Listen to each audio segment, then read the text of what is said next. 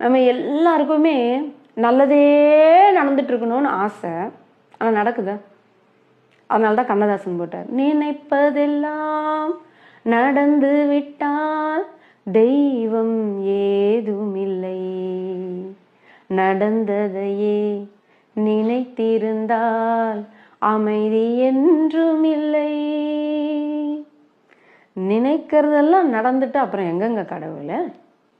நினைக்காதது நடக்கும். அப்ப நம்ம சொல்லி நம்ம நினைச்சு எதுவும் நடக்கல. நமக்கும் மேலே ஒருவன் அடி, அவன் நாளும் தெரிந்த தலைவன் அடி. அவன் நடத்துறான், நாம வெறும் கருவி.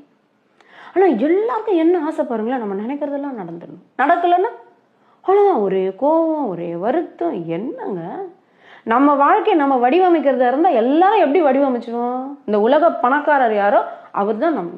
அப்படித்தானே எல்லாரும் உலக பணக்காரர்களா இருக்கலாமே. எல்லாரும் அதுதானே ஃபர்ஸ்ட் எய்மே, முதல் நோக்கமே.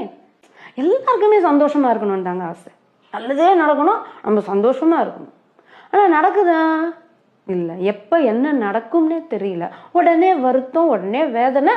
எடுத்தவன அம்புகள் கடவுள் மீது பாயும். இந்த கடவுளை நான் எப்படியெல்லாம் கொண்டுட்டேன், இப்படியெல்லாம் அபிஷேகம் பண்ணேன், எவ்வளவு நம்பிக்கையா சின்ன வயசுல இருந்து அப்படி உருகி உருகி வணங்கினேன். இந்த கடவுளுக்கு கண்ணே கிடையாதுப்பா. எப்படி சோதிக்கிறான் பாரு, எப்படி என்ன கஷ்டப்படுத்துறான் பாரு, இப்படிலாம் பேசுறோம் இல்லையா? கடவுள் எது செஞ்சாலும் நன்மைக்கு தாங்க. அந்த பக்குவம் இருக்கணும். உனக்கு எல்லாம் தெரியும், எனக்கு உன்னை மட்டும்தான் தெரியும். உங்கையில என்னை ஒப்படைச்சிட்டேன், நீ எனக்கு கெட்டது செய்வியா? ஏதோ அதுக்கப்புறம் நல்லது நடக்கும். நீ செய்யறது எனக்கு இப்போத்துக்கு புரியல. வாழ்க்கையில எவ்வளவு வேணாலும் கஷ்டம் வரட்டுங்க, கடவுள் இருக்காருங்க. அவர் எல்லாமே நம்ம செய்யறது நல்லதுக்காக தாங்க.